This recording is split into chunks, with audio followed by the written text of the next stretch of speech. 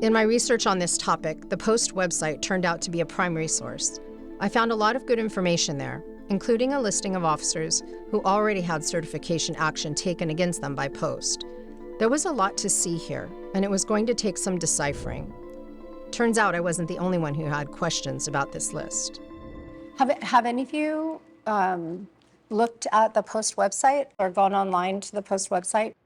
I have now, yeah. What is some of the things that maybe that jumped out at you that you didn't know, some of the things you learned? It was, for me, it was kind of eye-opening to see like they're temporarily suspended and some of these other things I don't understand. You just have to kind of click a few different things to get to that point. You're like, oh wow, like our information is out there, you know?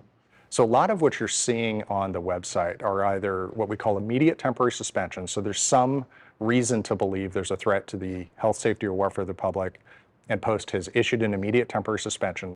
The new law also included some provisions, and these are kind of the retro look-back provisions dealing with convictions. You can't be a peace officer generally if you think of this in terms of felony, but there's some other things that are in there. We were required to look at anybody who had ever been issued Post certification and make a determination and actually decertify officers who perhaps hadn't been officers in 20 or 30 years.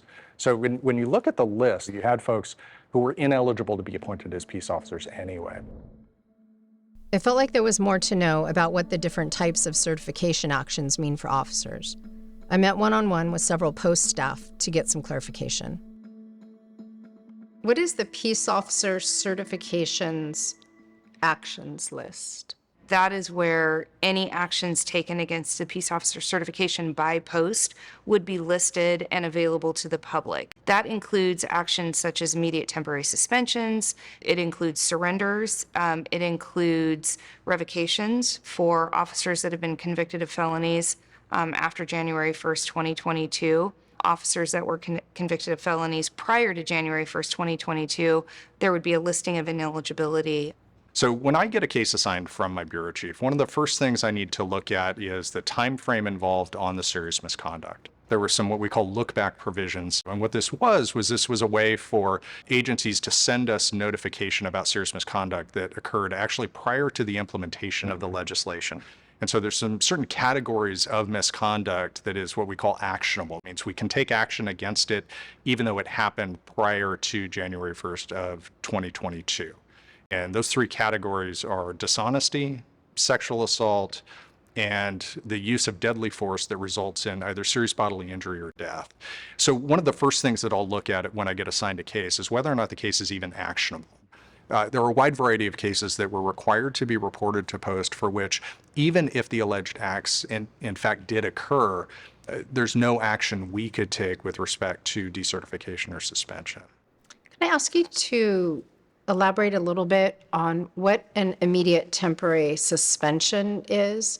So immediate temporary suspension is something that is within the authority of the executive director of Post. And it provides the executive director an opportunity to suspend a certification, basically place it on hold, until such time that the case can work through the procedural review.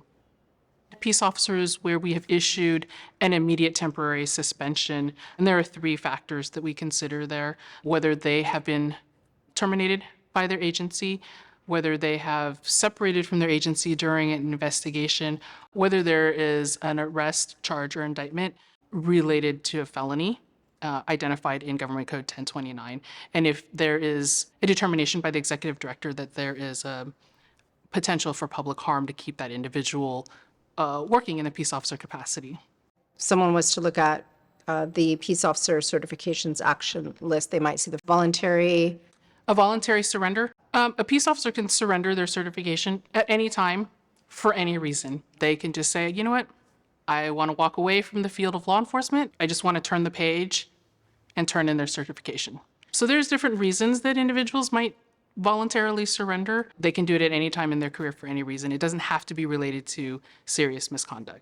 So once certification is voluntarily surrendered, once they surrender, it's surrendered for forever.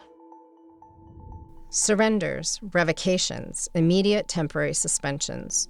I was learning a whole new vocabulary, along with gaining an understanding of why the list of certification actions was a long one.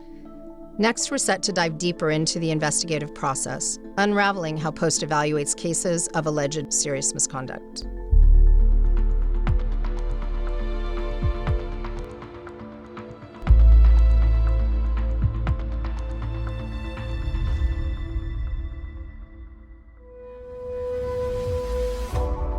For additional information and resources related to certification and decertification, and to view the certification actions list, access the Post website at the link below.